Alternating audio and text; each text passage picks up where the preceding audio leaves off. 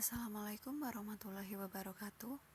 Kami dari kelompok 4 akan mempresentasikan hasil diskusi kami, yaitu tentang proses pembiayaan di bank syariah. Selanjutnya, kelompok kami terdiri dari 3 orang, yaitu Cindy Novi Utami, Altasya Dewinta, dan Dina Nabila. Selanjutnya, pada slide yang pertama akan dijelaskan oleh Altasya Dewinta.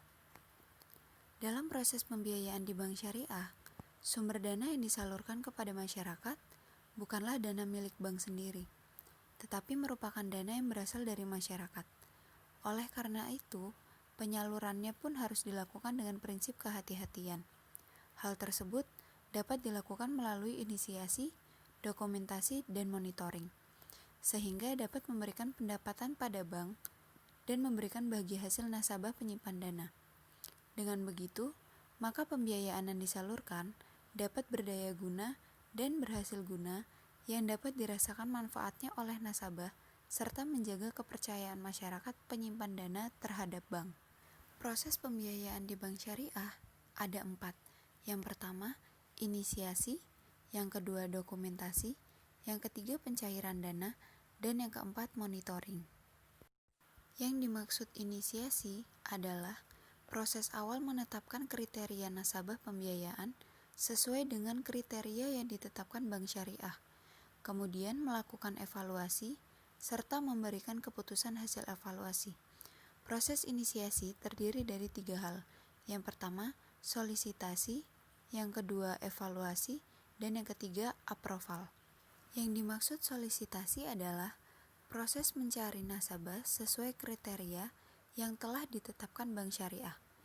Adapun tahapan solisitasi adalah: yang pertama, penetapan target market, yang kedua, penetapan sektor bisnis, yang ketiga, penetapan risk acceptance aset kriteria atau RAC, yang keempat, penetapan nasabah yang dibiayai.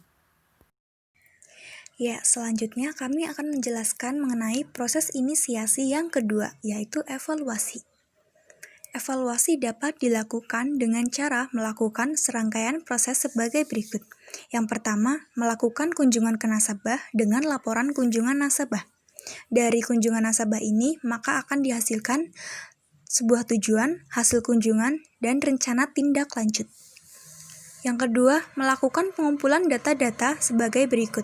Adanya surat permohonan nasabah, data legalitas, data keuangan nasabah, data jaminan, proposal proyek yang dibiayai, dan proyeksi cash flow proyek. Yang ketiga, ada data yang dimasukkan ke dalam financing file, seperti file persetujuan untuk memuat keterangan ringkas nasabah, file kolektibilitas untuk memuat laporan kunjungan, file permintaan informasi untuk memuat korespondensi internal, file penyidikan untuk memuat korespondensi eksternal, dan file penilaian jaminan untuk memuat data permanen. Dan yang keempat, ada tahapan evaluasi, seperti evaluasi kelayakan usaha yang akan dibiayai, evaluasi dokumentasi legalitas, taksasi jaminan, dan checking. Dan yang terakhir ada evaluasi data yang disajikan ke dalam usulan pembiayaan dengan outline sebagai berikut.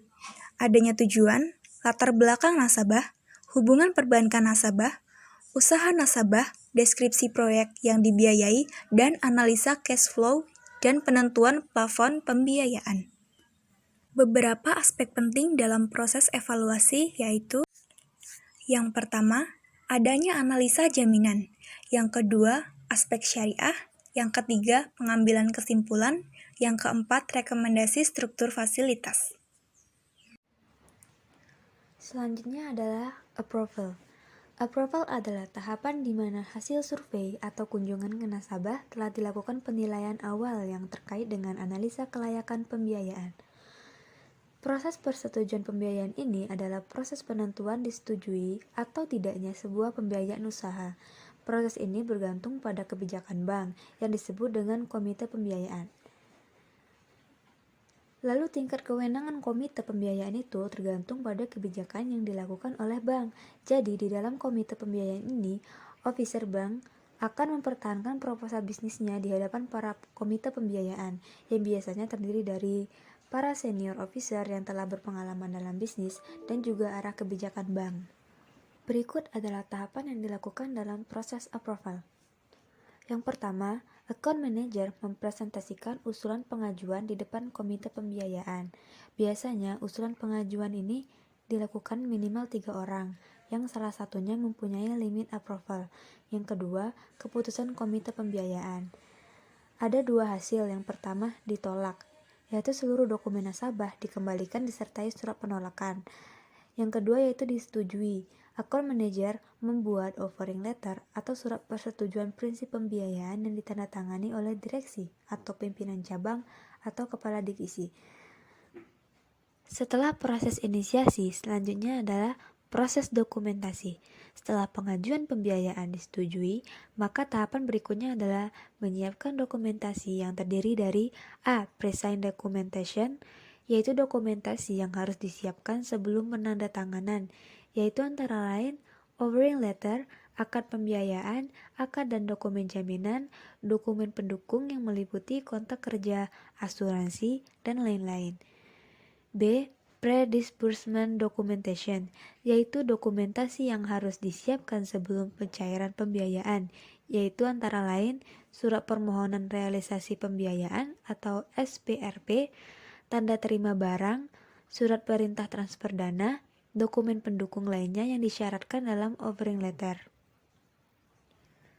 Setelah proses inisiasi dan dokumentasi, selanjutnya adalah proses pencairan dana. Proses pencairan dana adalah pencairan fasilitas pembiayaan kepada nasabah. Untuk pencairan fasilitas sebelumnya telah ada, maka proses yang perlu dilakukan adalah memeriksa kelonggaran tarik fasilitas. Jika pencairan masih dalam batas kelonggaran tarik, maka pencairan dapat dilakukan. Namun jika melebihi kelonggaran tarik, maka pencairan harus dihentikan hingga ada persetujuan dari komite pembiayaan. Persetujuan lanjutan ini disebutkan sebagai penyimpangan. Penyimpangan ini dapat dilakukan jika telah mendapat persetujuan kembali dari komite pembiayaan. Setelah semua tahapan dilakukan dan dipenuhi, maka proses yang terakhir dari pembiayaan adalah proses monitoring. Proses monitoring adalah kegiatan kunjungan yang harus dilakukan oleh petugas kepada nasabah setelah dilakukan pencairan. Bagi petugas bank syariah, pada saat memasuki tahap ini, maka sebenarnya resiko pembiayaan baru saja dimulai saat pencairan dilakukan. Proses monitoring dibagi menjadi 2. Regular monitoring dan restrukturisasi pembiayaan. Regular monitoring terdiri dari monitoring aktif dan monitoring pasif. Yang kedua ada restrukturisasi pembiayaan. Yang pertama ada restrukturisasi, rekondisi, reschedule. Yang kedua adanya penjualan jaminan. Mungkin hanya itu yang bisa kami sampaikan. Kami berharap presentasi yang kami berikan dapat bermanfaat bagi kita semua. Jika terdapat kekurangan dan kesalahan, kami minta maaf karena kesempurnaan hanyalah milik Tuhan. Wassalamualaikum warahmatullahi wabarakatuh.